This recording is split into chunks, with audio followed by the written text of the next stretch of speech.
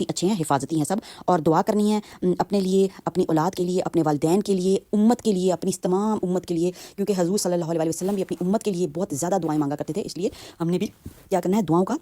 اہتمام کرنا ہے اور ذکر کرنا ہے، تسبیحات پڑھنی ہے، سورۃ اخلاص کی تسبیح پڑھیں، سورۃ کوثر کی تسبیح پڑھیں، استغفار کی تسبیح پڑھ لیں، ایک ایک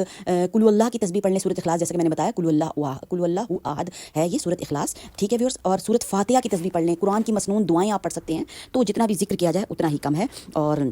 ذکر و استغفار یہی ہو گیا نا جناب، استغفر اللہ، درود شریف کی جتنی کثرت کر سکتے ہیں، اور تسبیح فاطمہ پڑھ لیں، سبحان اللہ، الحمدللہ، اللہ اکبر، ایک ایک تسبیح ان کی پڑھ لیں، تو بہت زیادہ جو ہے وہ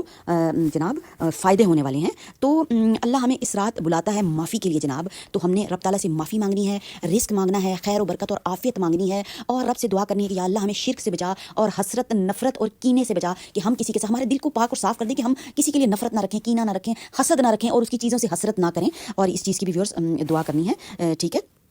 اور اللہ تعالیٰ ہمیں معافی کے لیے بلاتا ہے، تو جتنی زیادہ معافیاں مانگ سکتے مانگ لیں، اور ہم اسے جو ہے وہ اور چیزوں میں ویورس جو ہے نا ٹائم ضائع نہیں کرنا، ہم اسے مصروفیت کی رات بنا لیتے ہیں، جیسا کہ ہم کیا کرتے ہیں کہ چراغاں جلانے لگ جاتے ہیں، تو چراغاں